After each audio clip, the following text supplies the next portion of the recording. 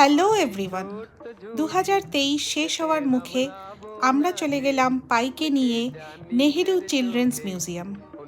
ছোটবেলায় আমরা সবাই গেছি বাবা মার সাথে বা টিচার্সদের সাথে। পাইকে নিয়ে এবার আমাদের প্রথমবার এখানে আসা।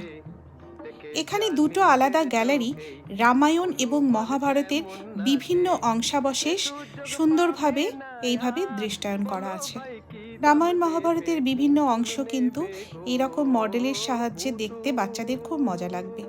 এছাড়া রয়েছে দেশ বিদেশের বিভিন্ন পুতুল। রকমারি পুতুল দেখে বাচ্চা কেন বড়রাই এক্সাইটেড হয়ে পড়ে। দেখুন কত ধরনের পুতুল আছে এখানে।